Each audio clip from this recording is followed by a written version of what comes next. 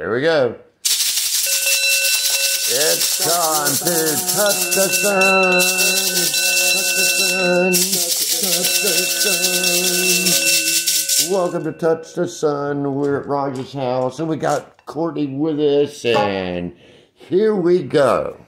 All right. So to begin with, as usual, we like to remind you: recycle, reuse, repurpose, and also remember that you can compost your plastic. Compost your food. I wish you can compost your plastic. Wait, cut. Take two. That would be good. And compost your meat too. Yeah, you can compost your meat. Just make sure you put it in your backyard. It's great. Dig it the ground a little bit down deep. Mm-hmm. Put some kind of carbon, that is back paper bags, or some paper shredded, or whatever else, leftover cakes, pastries, yogurt, whatnot, and throw it in and cover it up. Yep. It will or just throw it in your neighbor's yard. Yeah, it will be compost anyway. Yeah. And it saves about 80% of the production of the methane gas. If you throw it in garbage, creates much more methane and create a lot more other complications. So the food disposal is the biggest issue really. Then what you guys think about it, because people do throw away a lot of food. Years ago, I think there was a TV show, I forget the guy's name, but something about food waste in the United States. I don't know, this was 5 or 6 years ago. Yeah. On the TV show, they said it was like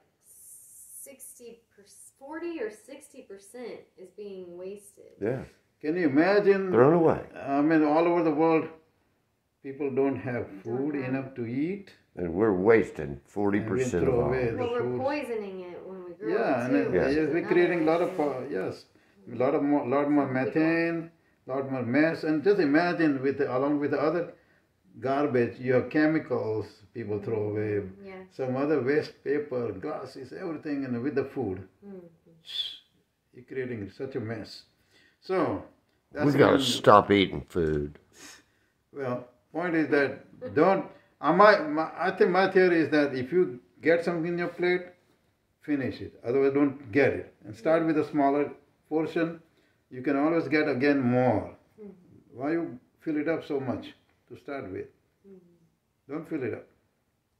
So, all right, the plastic, it's very critical that we do something with the plastic. Plastic is getting everywhere. It's even getting particles in your plant. Yes, organic vegetables now contain plastic. So, unfortunately, it's getting everywhere. It's so much plastic that, and of course the fish and all the sea stuff also has a lot of plastic. It's so useful sometimes, but then it's so wasteful a lot of times. Yeah, well, the plastic is good. It has given a lot of flexibility, durability, easy transportation, food, everything. Right. My point is that how can we reuse it or something, figure it out. I know tires they use creating a playground. I know some places they make furniture out of plastics, and I know some places they use in road constructions and stuff like that. What about plastic surgery? Oh no. So anyway, I think we can be inventive, and they did find some kind of bacteria which eats the plastic away. But then again, think about it, if bacteria eats the plastic. Yeah. What does it do when it runs out of plastic? My point is that same bacteria eats cars. Can go in the ground and degrade it, and then your plant and everything else can get a plastic. So I don't know. I'm not really, I think and the plastic is again made out of some kind of oil products. Right. So think about the byproducts, so it's not easy to clean. So I wish they recycle some of those Coke bottles and Pepsis and all. That would be nice. It would save a lot of plastic production more. Anyway, so that's plastic. Best thing is not to store too much hot stuff in the plastic. Yeah. Possibly. This is a little bit of a different topic, but I read something about, this is more about chemicals, about the coast of Los Angeles in the ocean, right where, right near where people are swimming, that in the 70s or sometime, I don't know when they were doing all this, but when they stopped using all the DDT to spray for mosquitoes, they had these barrels and they dumped like an insane amount, I forget what the article said, on the ocean floor. And now all these seals that are in that one area have much higher rates of cancer. And so I'm sure the people not knowing, and who knows what else. So it's scary. Like, there is the ramifications. Well, a lot of countries, a lot of gutter water, the garbage water from your gutters goes into the ocean, in a river some places, and a bunch of the plastic thrown into the ocean. There's a bunch. I mean, so all that is. The fish. And the thing about it, plastic bounce with the waves and all that in the ocean. So I'm sure it's breaking down and making minute. And as I think last time I mentioned, in a 1 liter bottle, you find 2,500 minute, 2,500 minute articles, plastic. And when you drink that, it goes in your body. So, and just think about how healthy that smart water is with all that plastic floating around in it. Still, it's plastic. So they have it's not so smart anymore, is it? There's like plastic trash islands out in the floating out in the Pacific Ocean. Yeah, really? That have gotten so it's as big as Delaware, I think. Yeah. It's huge. It's really, applying for statehood. How did you do It's going to be our 51st state. There's been documentaries and videos about it online. It's for years that they dump it over there. I don't know where that it all came from, but that it accumulated into a huge space. And there's people that try to create like machines that can run through, I don't know, crush it into, I don't know, I forget, but years ago I saw some people inventing things that, like machines that float on the water and can trap it. Yeah. Corral it. But that's too much. My contention is about the surface of the ocean is too wide, too big to cover it up. It's just way too much. It never can catch up. Well, ocean is such what they're doing, Raj, is they're corralling it and then they put it on a barge and get rid of it. I think the best thing is the idea is as a human we think. Best thing would be if it wasn't there. Stop throwing like that anyway to begin with. Yeah. That would be best. Anyway, so that's all plastic about it, and hopefully you guys wake up and sign up for your county to recycle bins, which is easy to get it, and hopefully somebody listens, give us a break, tax break, $50. Bob says $100, right?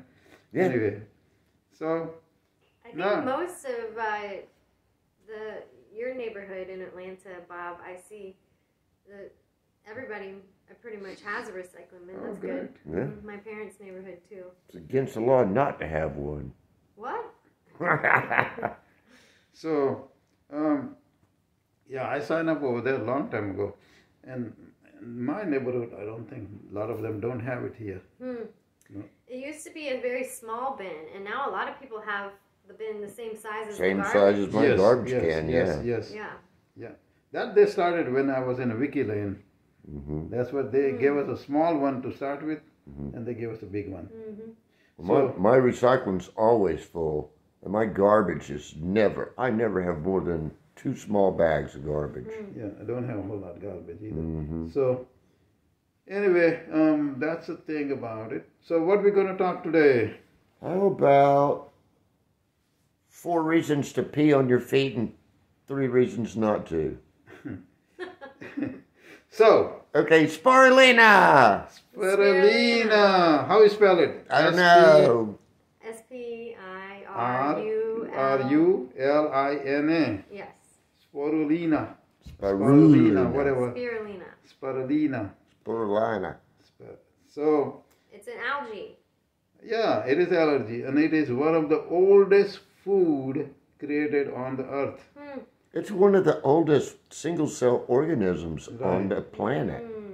It's believed that that gave rise to all rest of the life on the earth. That's right. It was food for everything else in the Right. oceans and in the rivers, and it produced most of our breathable oxygen. Mm-hmm. Okay. We had mostly carbon dioxide until these types of one-celled organisms developed, Created a lot of created our atmosphere. Yeah. So they believe that that could be possible in a planet Mars, and I assume they might be thinking that they could create something like that in other planets, hopefully. Yeah. But anyway. They grow spirulina on the space shuttle. Really? Yes. Oh yeah, and it's a great food product. Plus, it produces oxygen. Huh. Huh? What do you say? And it grows without gravity. So. And it's shaped just like DNA. Now, how do you grow it and not know if there's other bad bacteria?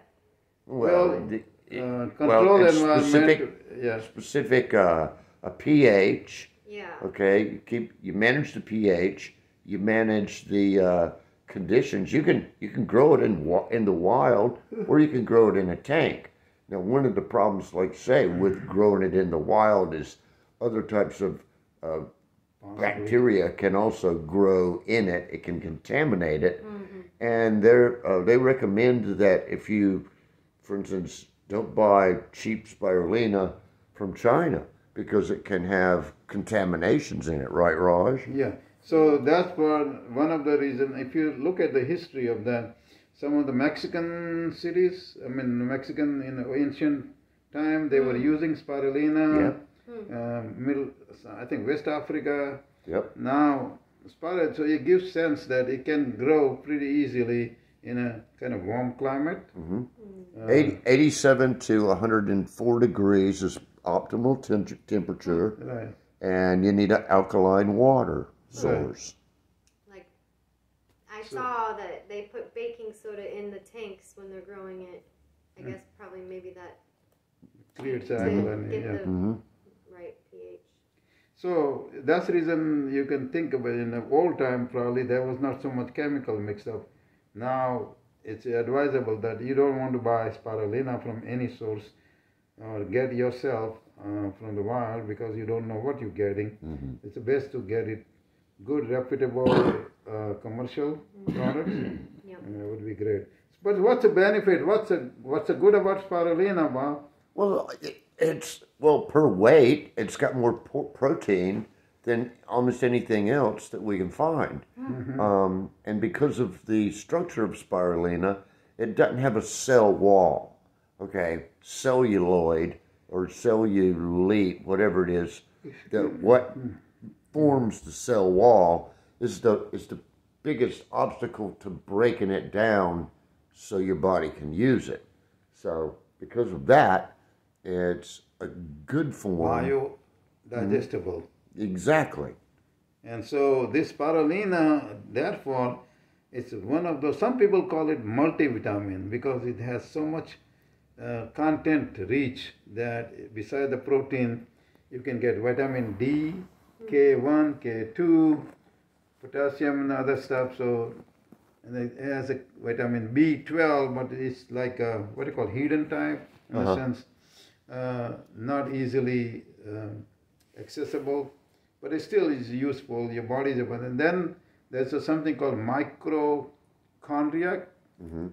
Mitochondria. So, the cells, you have, I think, 12 types of mitochondria or something in your body, which is too technical for me to understand, but they help produce energy in your body. Right. And the spirulina has that it's able to, you can get digested and it reaches to that, gives us, that's the reason it can reduce a lot of complications in your body, such as inflammations, lower the energy level, and of course it keeps good for your, help promotes, you feel more younger. Good for your digestion. Yes, probiotic. Probiotic. They use it in countries where children are malnourished because of the structure of it. It's easy to digest, and it produces the bacteria that's that promotes good digestion. So, and it's a name Spirulina because it looks like a spring in the sense. And like DNA, shaped just like DNA. Right. So it is really anti-cancerous. It has a antimicrobial. Yes, and it is antioxidant. And it is one of the best food, and we able to promote in the sense detox your body, and it gets the some of the metal. It gets rid of all heavy metals, iron, mercury, lead. It will help. It'll bond to heavy metals and flush them out of your body. Now I researched a bit of controversy about spirulina. Some people that aren't a proponent of using it. One good doctor, it was the drjoe.com. He had been using it, but said he realized that structurally it's like it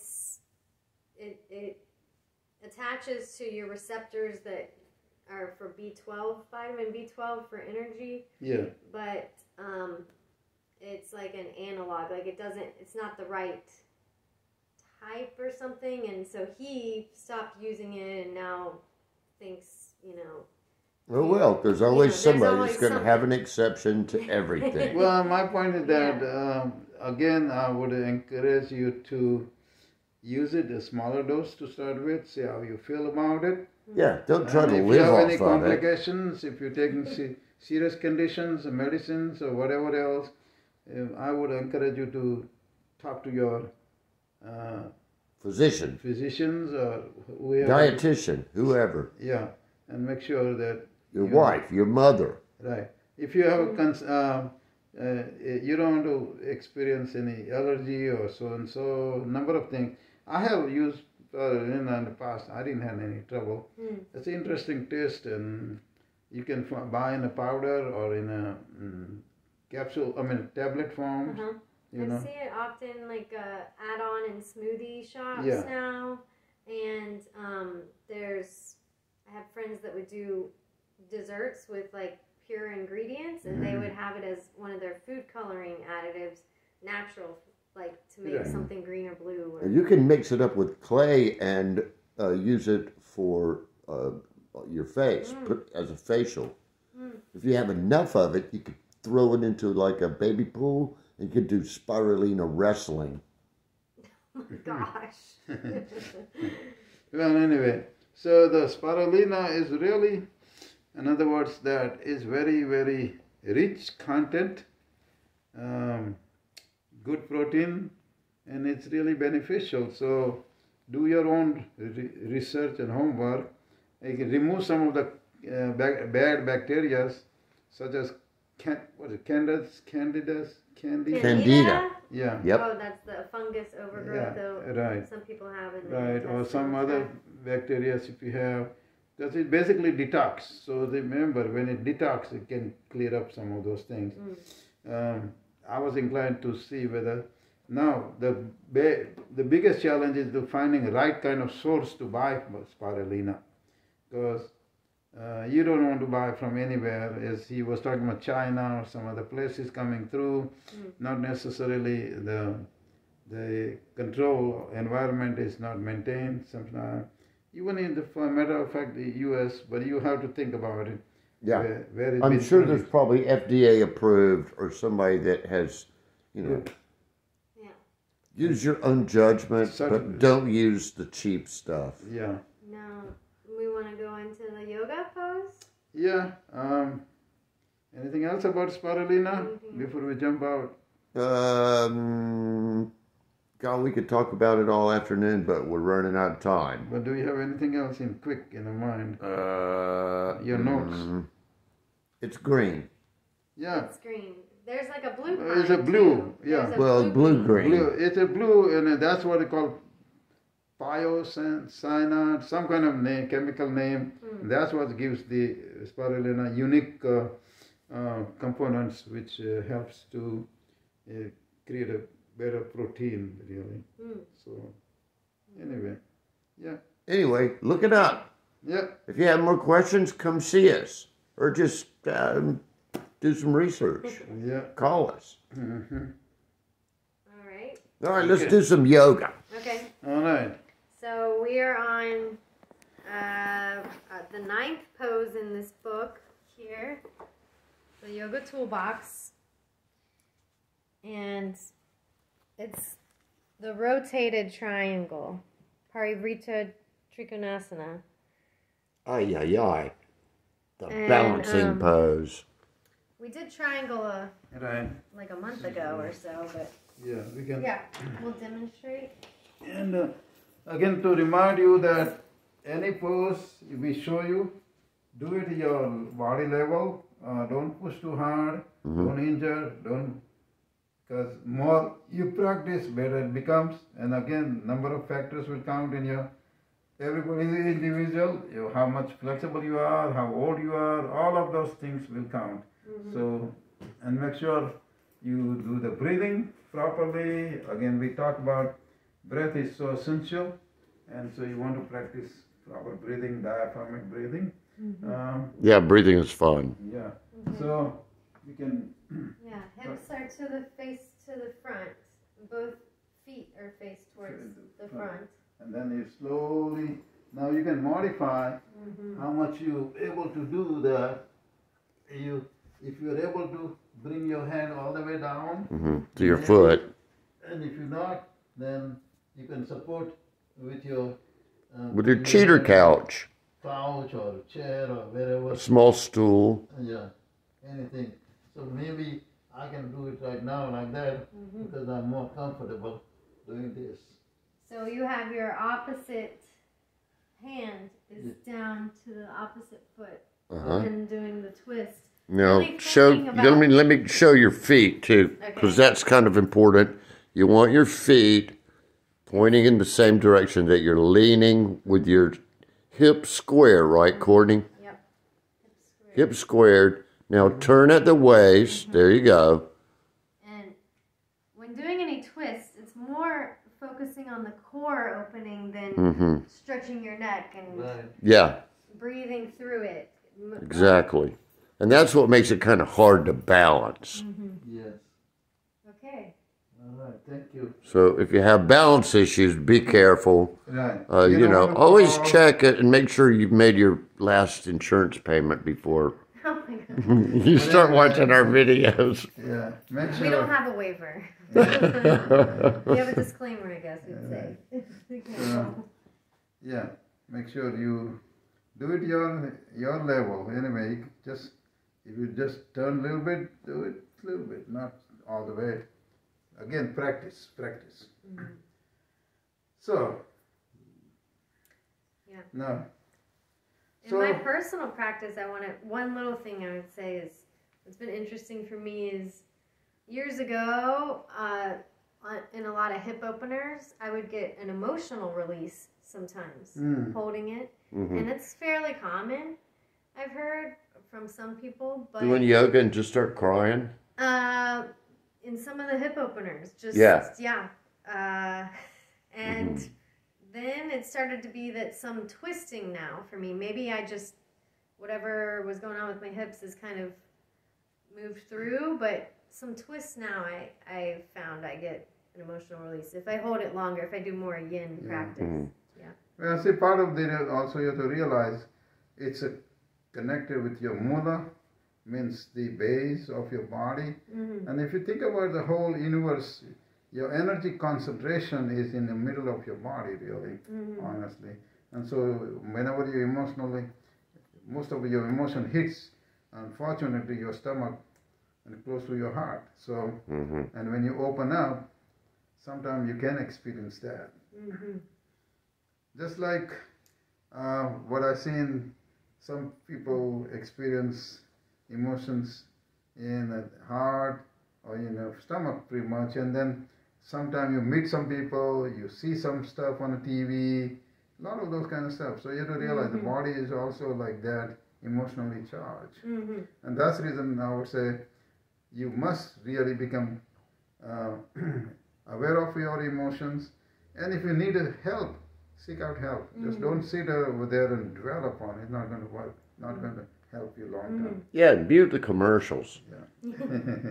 All right. Bob is saying we're at time pretty much. Is there any last closing? The last closing thing is, Bob, right to vote, right? What's that? Right, one vote, one voice, one vote. Let's get out there and make a difference. Right, that's what we want to demand. All right. Don't forget, if you have broken lawnmowers or stuff like that, bring it over. Bring it along. And after it warms up, I promise I'll go back down there and work on your pressure washer. Okay, you got pressure wash, right? Yeah. Okay. All right, that's great. Thank you. Thank you for watching, guys. And we want you to stick around. Come see us each and every Saturday for Touch the Sun. Bye, guys.